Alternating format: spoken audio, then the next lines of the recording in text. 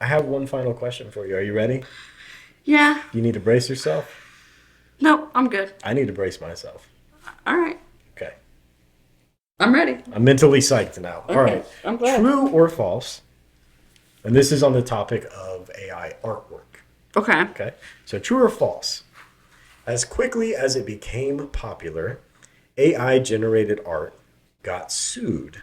A class action lawsuit has been filed against Midjourney, Stable Diffusion, and Doll E by artists who claim their copyrighted works have been stolen. I'm gonna say that's true because it's probably pulling from information that it knows from a database of, hundreds of information that could probably easily be mimicked. That was a very quick answer and absolutely correct. I just want this to go on record that I am a genius. Okay, so what are your thoughts on this? Because this is actually a point worthy of discussion, right? If I were to hire an artist and say, hey, I want you to do a painting in the style of Van Gogh, and they do that, what makes that different than AI doing something in the style of Van Gogh? Because I actually have an answer for this. I'm just curious on your thought process.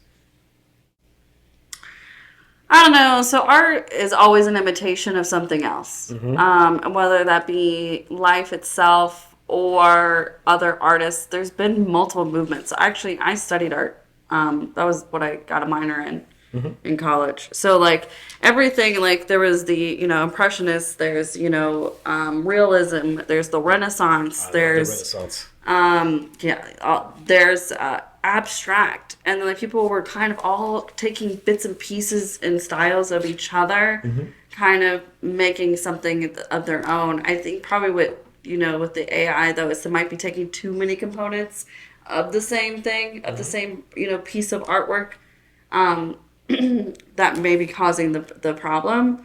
So it'd be like, just because you read about someone's book and then you try to regurgitate it, if you're like had too many of the same lines from that Right, book, right. then you're no longer having your own thought on it. That's probably the best analogy from my thought process on it because if you take the book analogy, right? Yeah. What all of these Stable Diffusion, Midjourney, and DALL-E, what these AI art generators do is the equivalent of taking sentences from paragraphs of a And piecing particular it together. poem and putting them together, right? So to me, if I were to ask an artist, hey, draw this or paint this in the style of Van Gogh for me, it's Yeah. them generating through their actions those brush strokes that are inspired Well, in their own by. imagination.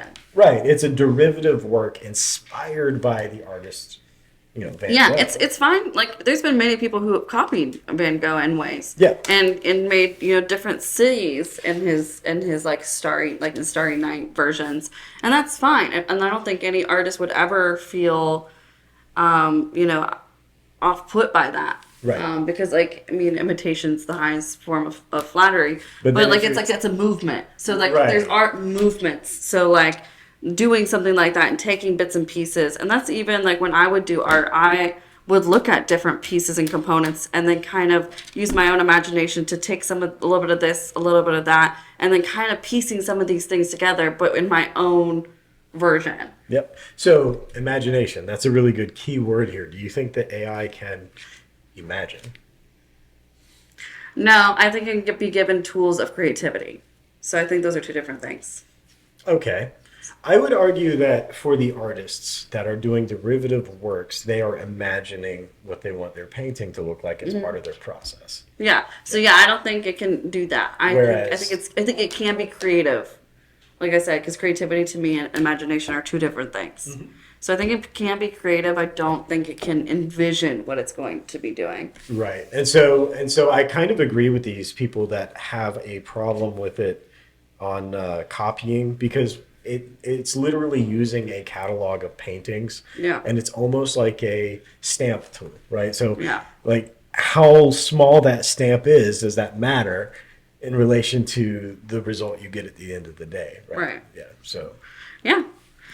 I mean, and I think that goes even further than just art. I mean, even with the writing styles, you have to be kind of a little bit careful as well. That it's not just pulling, the same content over and over and over again, and then like 100 people are using and posting the same thing, thinking that theirs is unique because it was written by some kind of AI.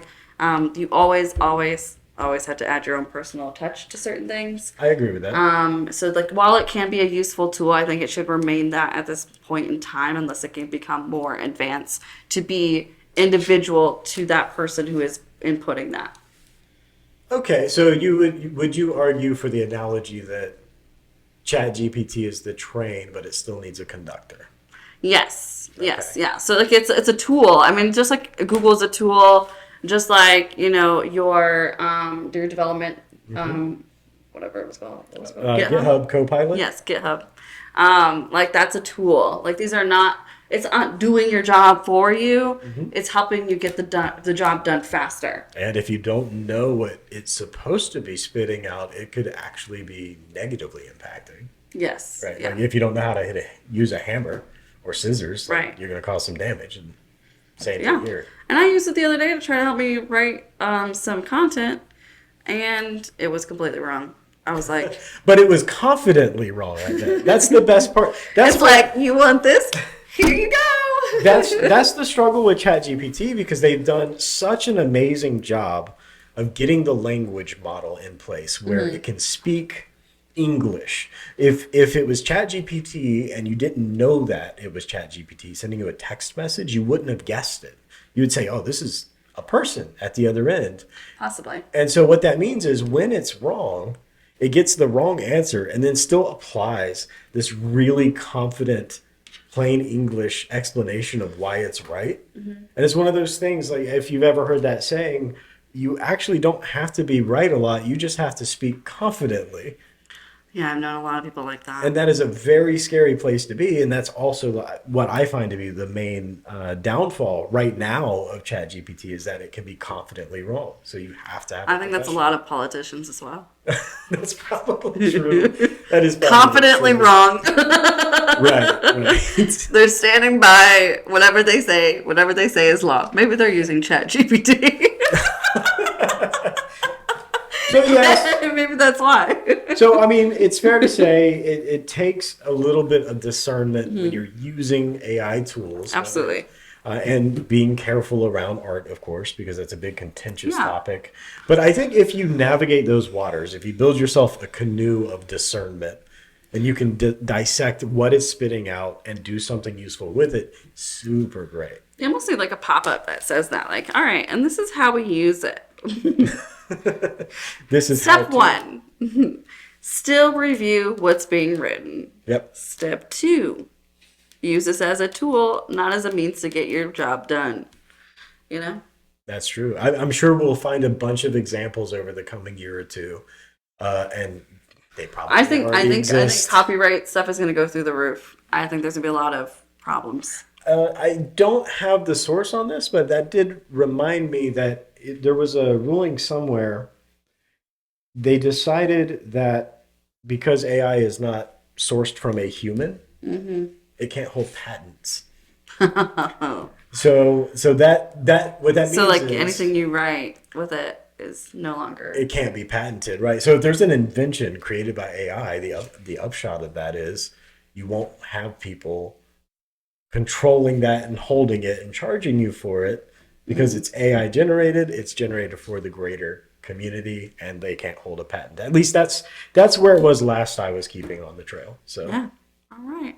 Well, I think that's it about ChatGPT. I think we chatted enough on that. yeah, I agree with that.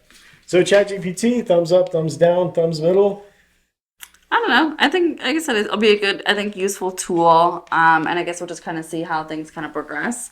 And we'll see if Google gets their stuff together to like actually advance beyond Bing. Because who knew Bing was going to... Come on, Google. Where's Bard? Yeah, Show like us Bard. It went from being like, what's Bing? To, oh my God, Bing. Right. So we'll see kind of what happens in the future. But I think that's it. Sweet. You want to take one last sip? Oh, I've been dying. to do that. Wait, you gonna give me a cheers? Oh, what sorry. are we cheersing to? To total economic global downfall. Okay. Yeah, I didn't even get an option in it. You saw that.